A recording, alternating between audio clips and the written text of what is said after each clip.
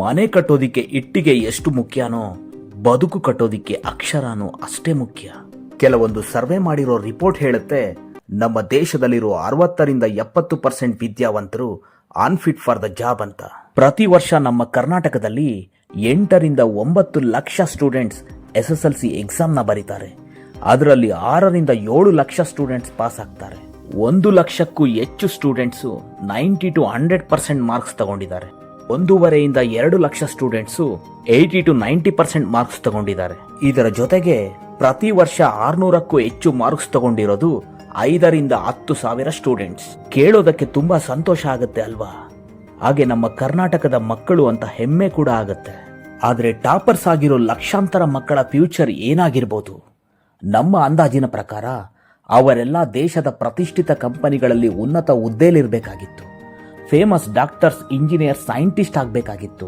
IAS, IPS ಅನ್ನೋ ದೊಡ್ಡ ಹುದ್ದೆನ ಅಲಂಕರಿಸಬೇಕಾಗಿತ್ತು.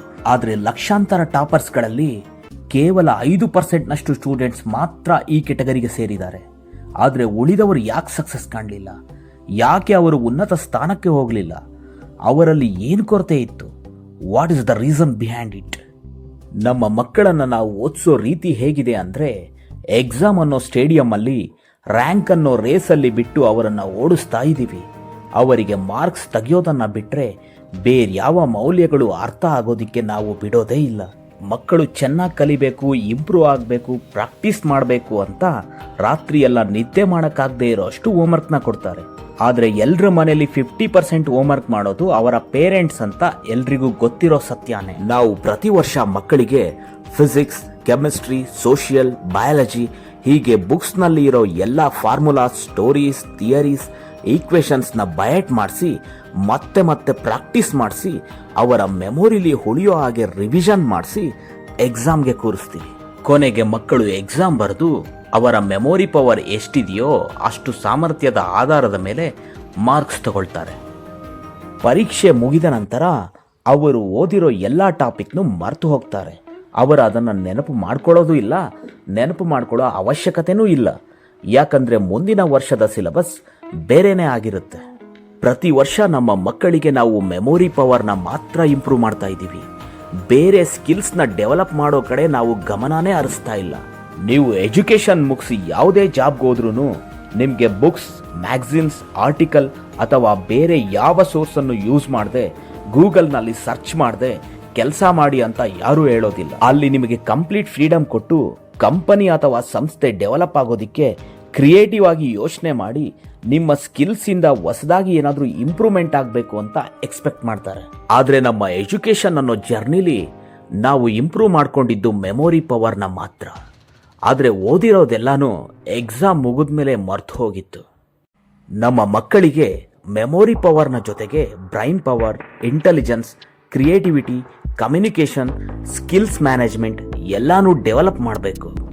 ನಿಮ್ಮ ಮಕ್ಕಳಿಗೆ ಪ್ರತಿದಿನ ಹೋಮ್ವರ್ಕ್ನ ಜೊತೆಗೆ ಈ ಕೆಲವು ಟಾಸ್ಕ್ಗಳನ್ನ ಕೊಡಿ. ನಂಬರ್ 1, 2-3 ಪೇಜ್ ಇರೋ ಒಂದು ಹೊಸ ಲೆಸನ್ನ ಅವರಿಗೆ ಪೂರ್ತಿಯಾಗಿ ಓದಲು ಬಿಡಿ. ಓದಿದ ನಂತರ ಅವರಿಗೆ ತುಂಬ ಸುಲಭವಾದ ಪ್ರಶ್ನೆಗಳನ್ನು ಕೇಳಿ. ಅವರು ಎಷ್ಟು ಪ್ರಶ್ನೆಗಳಿಗೆ ಉತ್ತರಿಸುತ್ತಾರೆ ಅನ್ನೋದ್ರ ಮೇಲೆ ಅವರ ಗ್ರಾಸ್ಪಿಂಗ್ ಪವರ್ ಹೇಗಿದೆ ಅನ್ನೋದು ನಿಮಗೆ ಗೊತ್ತಾಗುತ್ತೆ. ಪ್ರತಿದಿನ ಇದನ್ನ ಮಾಡ್ತಾ ಇದ್ರೆ ದಿನದಿಂದ ದಿನಕ್ಕೆ ಅವರ ಗ್ರಾಸ್ಪಿಂಗ್ ಪವರ್ ಇಂಪ್ರೂವ್ ಆಗ್ತಾ ಹೋಗುತ್ತೆ. ನಂಬರ್ 2, ಅವರು ಓದಿರೋ ಪಾಠಕ್ಕೆ ಕೆಲವು ಕಷ್ಟವಾಗಿರೋ ಪ್ರಶ್ನೆಗಳನ್ನ ಕೇಳಬೇಕು. ಪ್ರಶ್ನೆ ಹೇಗಿರ್ಬೇಕಂದ್ರೆ ಅದಕ್ಕೆ ಉತ್ತರ ಪುಸ್ತಕದಲ್ಲೇ ಇರಬೇಕು, ಆದರೂ ಅವರು ಅದನ್ನು ಯೋಚನೆ ಮಾಡಿ ಹೇಳೋ ಹಾಗಿರ್ಬೇಕು. For example, Mahatma Gandhiji 1869 October 2ರಲ್ಲಿ ಜನಿಸಿದ್ರು ಅಂತ ಪುಸ್ತಕದಲ್ಲಿರುತ್ತೆ. ನೀವು ಕೇಳೋ ಪ್ರಶ್ನೆ ಹೇಗಿರ್ಬೇಕಂದ್ರೆ ಮಹಾತ್ಮ ಗಾಂಧೀಜಿ ಯಾವ ಶತಮಾನದಲ್ಲಿ ಜನಿಸಿದ್ರು ಅಂತ. ಆಗ ಅವರು ಪುಸ್ತಕ ಓಪನ್ ಮಾಡಿದ್ರೂ ಕೂಡ ಯೋಚನೆ ಮಾಡಿ ಆನ್ಸರ್ ಮಾಡೋ ಪ್ರಯತ್ನ ಮಾಡ್ತಾರೆ. ಅವರ ಥಿಂಕಿಂಗ್ ಎಬಿಲಿಟಿ ಇಂಪ್ರೂವ್ ಆಗ್ತಾ ಹೋಗುತ್ತೆ. ನಂಬರ್ 3, ಅದೇ ಪಾಠದ ಬಗ್ಗೆ ಪುಸ್ತಕ ನೋಡಿಕೊಂಡೇ 10 ಲೈನ್ಸ್ ಹೈಲೈಟ್ಸ್ನ ಬರೆಯೋದಕ್ಕೆ ಹೇಳಿ. ಆಗ ಅವರಿಗೆ ಆ ಲೆಸನ್ನ ಇಂಪಾರ್ಟೆನ್ಸ್ ಏನು ಅನ್ನೋದು ಅರ್ಥ ಆಗುತ್ತೆ. ಅವರ ಸ್ಕಿಲ್ಸ್ ಇಂಪ್ರೂವ್ ಆಗುತ್ತೆ. ನಂಬರ್ 4, ಅವರು ಬರೆದಿರೋ 10 ಲೈನ್ಸ್ ಹೈಲೈಟ್ಸ್ನ ನ್ಯೂಸ್ ಚಾನಲಲ್ಲಿ ಓದಿದ್ರೆ ಯಾವ ಥರ ಓದ್ತಾರೆ, ಕಾಲೇಜ್ ಟೀಚರ್ಸ್ ಹೇಳಿದ್ರೆ ಯಾವ ಥರ ಹೇಳ್ತಾರೆ, ಸ್ಟೇಜ್ ಮೇಲೆ ಸ್ಪೀಚ್ ಕೊಡುವಾಗ ಯಾವ ಥರ ಹೇಳ್ಬೋದು, ಅಥವಾ ಅದನ್ನು ಪದ್ಯದ ರೂಪದಲ್ಲಿ ಯಾವ ಥರ ಹೇಳ್ಬೋದು ಅಂತ ಅವರ ಬಾಯಿಂದನೇ ಹೇಳಿಸಿ. ಆಗ ಅವರ ಕ್ರಿಯೇಟಿವಿಟಿ ಜಾಸ್ತಿ ಆಗುತ್ತೆ. ನಂಬರ್ 5, ಅವರು ಓದಿರೋ ಈ ಲೆಸನ್ನ ನಿಮಗೆ ಅರ್ಥ ಆಗುವ ಹಾಗೆ ಬಿಡಿಸಿ ಹೇಳೋದಕ್ಕೆ ಕೇಳಿ. ಸರಳವಾಗಿ ಹೇಳಬೇಕಂದ್ರೆ ನಿಮಗೆ ಟೀಚರ್ ಆಗಿ ಈ ಲೆಸನ್ನ ಅವರು ಎಕ್ಸ್ಪ್ಲೈನ್ ಮಾಡಬೇಕು. ಇದರಿಂದ ಅವರ ಇಂಟೆಲಿಜೆನ್ಸ್ ಜಾಸ್ತಿ ಆಗ್ತಾ ಹೋಗುತ್ತೆ. ಅವರ ಮೆಮೊರಿಲೂ ಈ ಲೆಸನ್ ಹಾಗೆ ಉಳ್ಕೊಳ್ಳುತ್ತೆ. ಮೊದಲು ಅವರಿಗೆ ಕಷ್ಟವಾಗಿರೋ ಲೆಸನ್ನ ಕೊಡಬೇಡಿ. ಅದು ಸಿಲೆಬಸ್ನಲ್ಲಿ ಇರಲೇಬೇಕು ಅಂತ ಇಲ್ಲ. ಅದು ನ್ಯೂಸ್ ಪೇಪರ್ ಆರ್ಟಿಕಲ್ ಆಗಿರ್ಬೋದು, ಮ್ಯಾಗ್ಝಿನ್ನಲ್ಲಿರೋ ಕಂಟೆಂಟ್ ಆಗಿರ್ಬೋದು, ಅಥವಾ ಯಾವುದಾದ್ರೂ ಸ್ಟೋರಿ ಆಗಿರ್ಬೋದು. ಓದೋದಕ್ಕೆ ತುಂಬ ಸುಲಭವಾಗಿರಬೇಕು ಅಂಥ ಟಾಪಿಕ್ನ ಕೊಡಿ. ಪ್ರತಿದಿನ ಇದನ್ನೆಲ್ಲ ಮಾಡೋಕ್ಕಾಗಿಲ್ಲ ಅಂದರೆ ವಾರದಲ್ಲಿ 1 ದಿನ ಅಥವಾ 2 ದಿನನಾದರೂ ಈ ಪ್ರಾಕ್ಟೀಸ್ ಮಾಡಿಸಿ. ಅವರ ಎಲ್ಲ ಸ್ಕಿಲ್ಸ್ ಇಂಪ್ರೂವ್ ಆಗ್ತಾ ಹೋಗುತ್ತೆ. ನಿಮ್ಮ ಮಕ್ಕಳ ಕಮ್ಯುನಿಕೇಷನ್ ಸ್ಕಿಲ್ಸ್, ಲೀಡರ್ಶಿಪ್ ಕ್ವಾಲಿಟೀಸ್, ಅಬ್ಸರ್ವೇಷನ್ನ ಹೇಗೆ ಇಂಪ್ರೂವ್ ಮಾಡೋದು ಅಂತ ಮುಂದಿನ ವಿಡಿಯೋದಲ್ಲಿ ಹೇಳ್ತೀನಿ. ವಿಡಿಯೋ ಇಷ್ಟ ಆಗಿದ್ರೆ ಸಬ್ಸ್ಕ್ರೈಬ್ ಮಾಡಿ, ಲೈಕ್ ಮಾಡಿ, ನಿಮ್ಮ ಅಭಿಪ್ರಾಯನ ಕಾಮೆಂಟ್ ಮಾಡಿ.